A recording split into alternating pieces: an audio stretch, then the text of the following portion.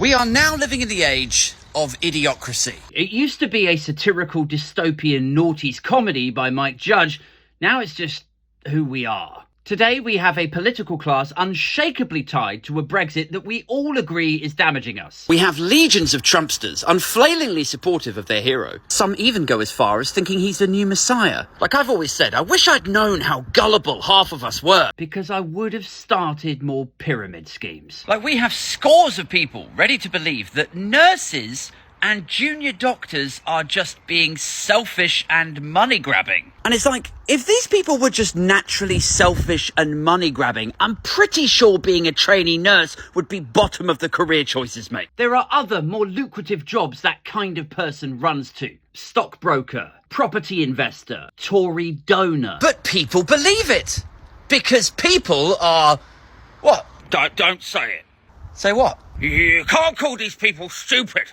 You need to understand these people.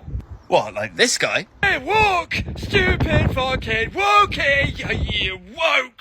Well, yeah.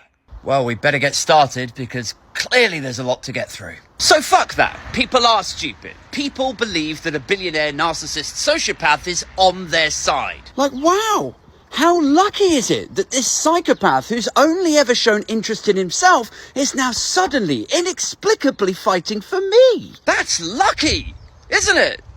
Because I suppose the alternative is that he's a psychopath willing to exploit anyone and anything to achieve his own goals, and you're putting him back in the White House. That would be unlucky, wouldn't it? That would be a fucking disaster. Similarly, people believe Richard Littlejohn, or Dick Little, as we'll call him. Honestly, catch Dick Little today and every other day, apparently, railing against work from home while he works from home! This is a guy who's working from his gated mansion in Miami telling the rest of us that it's shirking, it's entitled. Work from home is just a benefit to be enjoyed by people like Dick Little, you see. People in his circles, of his ilk, people of his prestige. What kind of prestige is that, Aid? Well, the kind of person who writes transphobic pieces about teachers who go on to kill themselves. Or factually inaccurate attacks on Jack Monroe. Or Islamophobic pieces about Legoland. You get the idea. The guy's a shaven, inflated gerbil sponsored by T.M. Lewis. A charmless puddle of shit. A hate-slinging, right-wing, singular tit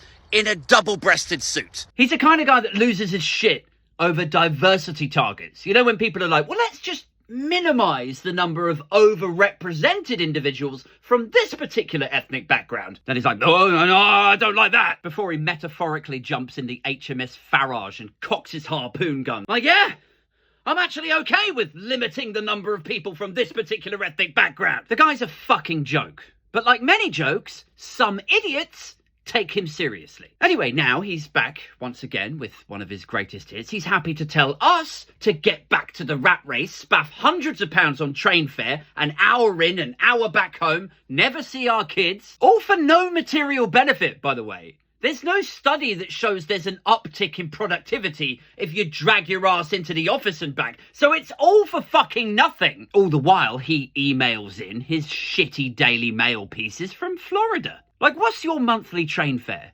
200? 300 pounds? Mine would be 400 quid to go in and out of London every day. So he and the rest of his ilk are happy to ostensibly rob us of that in a cost of living crisis yielded by the party he supports while he enjoys remote working himself? Fuck me gently. Dick Little, take a bow. You are this week's tap dancing tosser.